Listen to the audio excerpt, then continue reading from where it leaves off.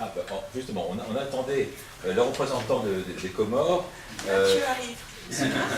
Et on attendait donc. Votre fils est là?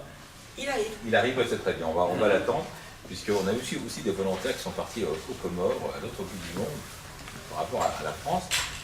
En attendant, Michael, est-ce que tu peux nous rejoindre? Michael, alors, il était en stage avec nous, au sein de l'association. Il a été ensuite recruté par une école d'informatique. Et c'est bien qu'il puisse dire quelques mots également sur le moteur de recherche, parce que tu l'as vu bien évoluer. C'est-à-dire que je suis très timide. Voilà.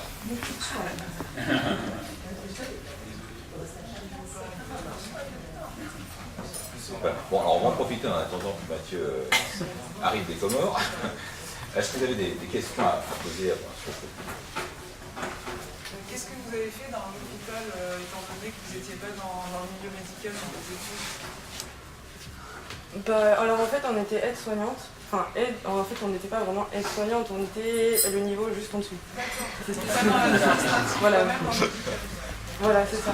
Et donc moi j'étais au service hématologie, Sarah était aux urgences. Et en fait, on secondait les médecins, les aides-soignants, les infirmières dans le travail du quotidien et on interagissait beaucoup avec les patients surtout. Comment ça se passait au niveau de la langue? Ils parlaient pas tous anglais? Alors moi dans mon service, ils parlaient pas anglais. Donc du coup, il a fallu que j'apprenne à comprendre. Enfin, au début, on a commencé en fait à communiquer par les gestes. Et au fur et à mesure, j'apprenais les mots qui étaient associés, etc.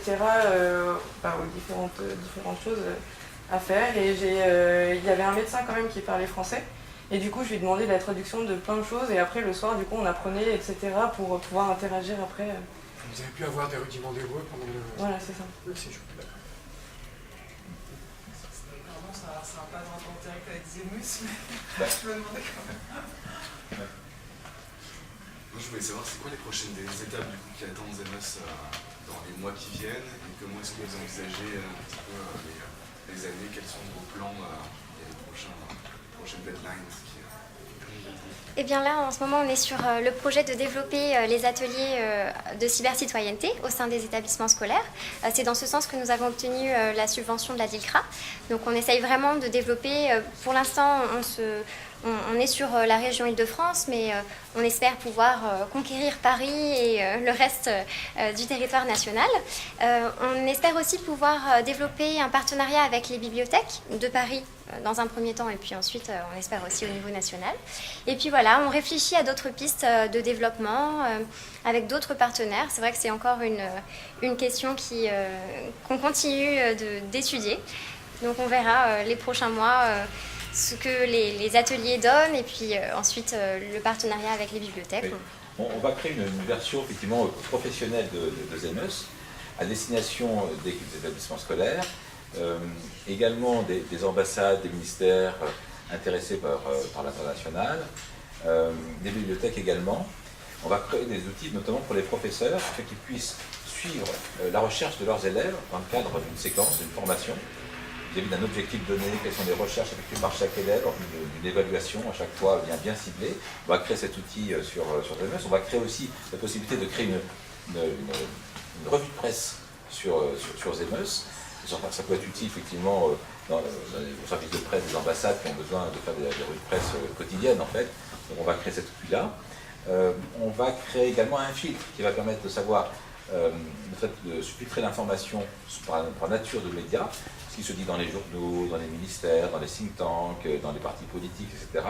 Actuellement, tout est un peu réuni un peu en vrac par pays, puis ça très bien classé, mais arrive en vrac. On va pouvoir faire un filtre spécifique pour ceux qui veulent plus d'informations.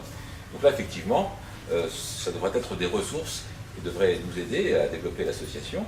Les bibliothèques aussi, on l'a vu, sont intéressées par ce projet, parce qu'elles veulent offrir à leurs usagers un service de plus que Zemus, leur permettre justement de savoir quels sont les journaux qui parlent de quoi, quels sont les ministères qui parlent de quel sujet, enfin bref, il faut filtrer l'information. Donc on va créer ces outils maintenant à partir de cet été, avec Serval, qui a accepté de faire 2 mois de stage au sein de Zemus, et je pense qu'à la rentrée de septembre, on aura cet outil.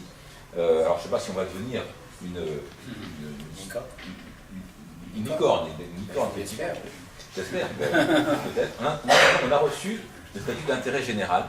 Le ministère de l'économie a bien voulu nous donner cette reconnaissance en quelque sorte. Donc on peut maintenant aussi éditer des reçus fiscaux qui permettent effectivement d'être déductibles d'impôts.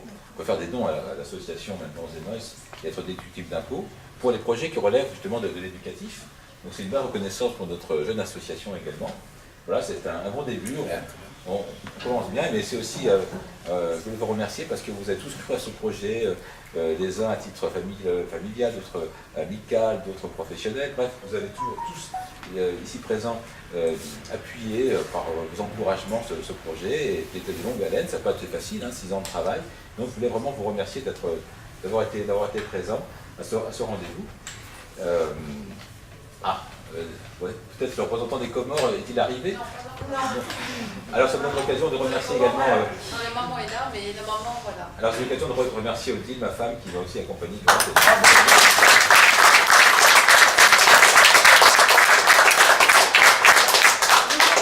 surprise pour l'heureux élu ce soir.